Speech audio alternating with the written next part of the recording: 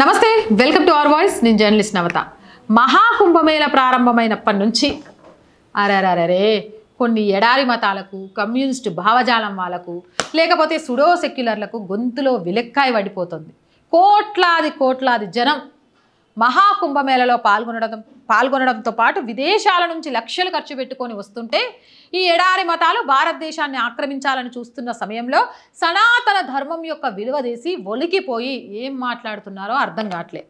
ఇప్పుడు ఇక ఇలానే గాజీపూర్ ఎంపీ అఫ్జల్ అన్సారీ సమాజ్వాద్ పార్టీకి సంబంధించిన ఆయన మహాకుంభమేళపై వివాదాస్పద వ్యాఖ్య చేసిండ్రు.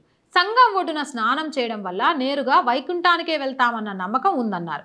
అయితే కుంభమేళలో రద్దీని చూస్తుంటే నరకం ఖాళీగా ఉండేట్లు కనిపిస్తుందని, స్వర్గంలో మాత్రం హౌస్ఫుల్ అయ్యేలా కనిపిస్తుందంటూ వెకిల వ్యాఖ్యలు చేశారు. వెకిల వ్యాఖ్యలు చేసిన మహానుభావ అదే అన్సారీ సార్, మరి మా మతం గానోళ్ళంతా కాపీర్లు, అలాంటి వాళ్ళను మతం మారిస్తే స్వర్గప్రాప్తి అవుతుంది, లేకపోతే అలాంటి వాళ్ళను దూషించడం అలాంటి వాళ్ళని లేకుండా చేయాలి అని చిన్న పిల్లల మెదళ్లలో కూడా మతతత్వాన్ని బోధిస్తున్నారు కదా. దాని గురించి మాట్లాడరేంది? అసలు మీకు విషయం తెలుసా? హిందూ ధర్మంలో పుట్టి సనాతన ధర్మంలో బ్రతుకుతున్న ప్రతి ఒక్కడు స్వర్గానికే పోతాడు, మీరు చెప్పవసరం లేదు.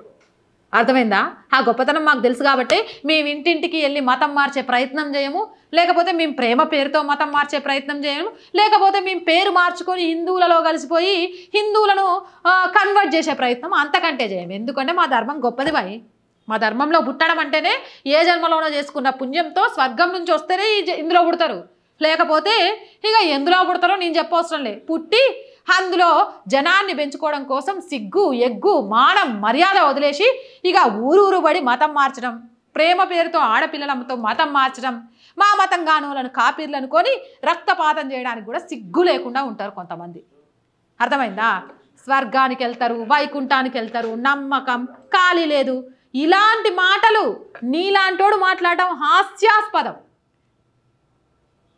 సంత్ రవిదాస్ జయంతి ఉత్సవంలో మాట్లాడుతూ ఎంపీ అన్సారీ ఈ వ్యాఖ్యలు చేశారు. కుంభమేళ సందర్భంగా రైళ్ల పరిస్థితి బాగోలేదని, ప్రజలు వాటి అద్దాలు పగలగొట్టేలా పరిస్థితి తయారైందన్నారు. ప్రజలు పగలగొడుతున్నారో ఇక నీలాంటి కొంతమంది కళ్ళు కుళ్ళుతున్న వాళ్ళు చేస్తున్నారు అనేది క్లియర్గా కనిపిస్తోంది. దీంతో రైలు లోపల కూర్చున్న మహిళలు వణికిపోతున్నారంటూ భయభ్రాంతులకు గురి చేసేలా వ్యాఖ్యానించారు. మహిళలు తమ పిల్లల్ని ఒడిలో దాచుకునే పరిస్థితి వచ్చిందని, రైలు అద్దాలను కూడా పగలగొడుతున్నారన్నారు. దీంతో పోలీసులు కూడా తీవ్ర ఆందోళనకు గురవుతున్నారని, తమను కూడా ప్రజలు కొడతారేమోనన్న భయంలో ఉన్నారంటూ నిరాధారణ ఆరోపణలు చేశారు. నిజం చెప్పు, ఇక్కడ పోలీసులకు మహిళల ఒళ్ళో ఉన్న పిల్లలకు కాదు, మీకు చెమటలు పడుతున్నాయి కదా, వణుకుడు వస్తోంది కదా.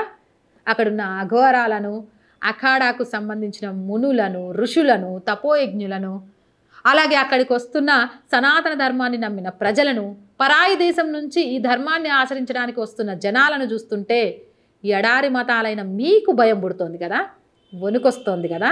ఆ భయం వణుకే మీతో ఇలాంటి మాటలు మాట్లాడిస్తుంది కదా. మీ గురించి ఎవడికి తెలియదు సార్, ఎవడికి తెలియదు. మీ భయాన్ని ప్రజల భయం అని చెప్పకండి. నిజంగా ప్రజలు భయపడితే కోట్లు దాదాపు 50 కోట్ల మంది జనం ఇప్పుడు అక్కడ చేరుకునే వాళ్ళే కాదు. మీరు భయపడుతున్నారని చెప్పండి. భయపడకండి సార్, మేము ధర్మో రక్షిత అనుకుంటాం. మా ధర్మాన్ని గౌరవించడం ద్వారా మా ధర్మాన్ని రక్షించుకోవడంతో పాటు పరాయి వాళ్లకు కూడా మర్యాదిస్తాం. మీరు మర్యాదగా ఉన్నంతకాలం, మీరు ధర్మబద్ధంగా ఉన్నంతకాలం మా సనాతన ధర్మాన్ని నమ్మే వాళ్ళ వల్ల మీకు ఎలాంటి ప్రమాదం ఉండదు. భయపడకండి. ఎప్పుడైతే మీరు ధర్మాన్ని దారి తప్పించి అధర్మంతో రాజ్యమెలుతూ దేశాన్ని ఆక్రమించాలని చూస్తే ఎడారి మతాల రాజులకు పట్టిన గతే మీకు పడుతుంది. అప్పటిదాకా మీరు భయపడాల్సిన అవసరం లేదు సార్. భయపడకండి, కొంచెం కూల్గా ఉండండి, నీళ్ళు తాగండి. ఇలాంటివన్నీ ఇంకా ముందు చాలా చూస్తారు. సనాతన ధర్మం అంటే ఏంటి, దీని జోలికి వస్తే ఎలా ఉంటుంది, 15 నిమిషాల సమయాన్ని మీరు కోరుకున్నారు, కానీ ఒక్క నిమిషం మీరు కళ్ళు మూసుకుంటే ఏం జరుగుతుంది అనే భయంతో వణికిపోయే రోజులు కూడా వస్తాయి. అది ఎప్పుడు అంటే మీరు ధర్మం మీద దాడి చేయాలి అని ఆలోచించినప్పుడు. అప్పటిదాకా భయపడకండి, హాయిగా తిని పడుకోండి. ఎందుకు చెప్పండి ఇలాంటి అలుపు అయిన మాటలు, ఇలాంటి దిగజారు మాటలు, మీ భయాన్ని బయటికి కనిపించేలాగా చేసుకోవడం. అందుకే గుమ్మడికాయ దొంగ అంటే భుజాలు తరుముకున్నట్టు అమ్మో ప్రజలు భయపడిపోతున్నారని మీ భయాన్ని ప్రజల ద్వారా చూపించకండి. భయపడకండి, మిమ్మల్ని ఏం చేయర్లేండి. మేము కలిసికట్టుగా ఉంటాం. మా ధర్మం జోలికి వస్తేనే వెంటాడి వేటాడి తరిమేస్తాం తప్ప అప్పటిదాకా మేమంతా సాధు జీవులం, ధర్మ పరిరక్షకులం. గుర్తుంచుకోండి. అవునంటారా కాదంటారా? కామెంట్ సెక్షన్లో పెట్టేయండి. మోర్ వీడియోస్ కోసం మన ఛానల్ వెంటనే సబ్స్క్రైబ్ చేయండి. అలాగే ఆర్ వాయిస్ని ఇంకా ముందుకు తీసుకెళ్ళాలి, ఇంకా మంచి మంచి విషయాలు మీ ముందుకు తీసుకురావాలి, కష్టపడాలి అనుకుంటున్నాం. కానీ కష్టానికి తోడు ఆర్థిక స్తోమత కూడా చాలా చాలా అవసరం అన్న విషయం ఛానల్ స్టార్ట్ చేసి ముందుకు వెళ్తున్న కొద్దీ అర్థమవుతుంది. ఆర్థిక స్తోమత విషయంలో నా ఒక్కదాని వల్ల కావట్లేదు, ఇది వాస్తవం. ఎవరికి సందేహాలున్నా డైరెక్ట్గా మమ్మల్ని అడగొచ్చు, పూర్తి డీటెయిల్స్ మేము చెప్తాము. ఈ ఛానల్కి వచ్చే ఒక్క రూపాయి కూడా ఈ ఛానల్ డెవలప్మెంట్కి తప్ప వేరే విషయాలకు మేము ఉపయోగించము, మాకు అవసరం కూడా లేదు.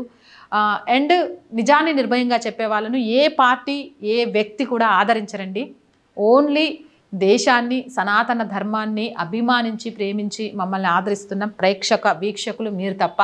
కాబట్టి మీరు మాత్రమే మా ఛానల్ బలం, మీరు మాత్రమే మా ఛానల్ బలహీనత.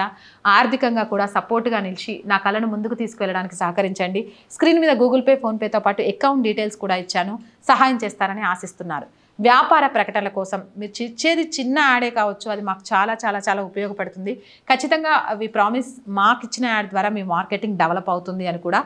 వ్యాపార ప్రకటనల కోసం 8328500576 నెంబర్ని సంప్రదించండి. ప్రజా సమస్య ఏదైనా మీ గొంతుకను మా గొంతుకగా వినిపిస్తాం. 8328500576 నెంబర్కి వాట్సాప్ ద్వారా తెలియజేయండి. జై హింద్, జై భారత్.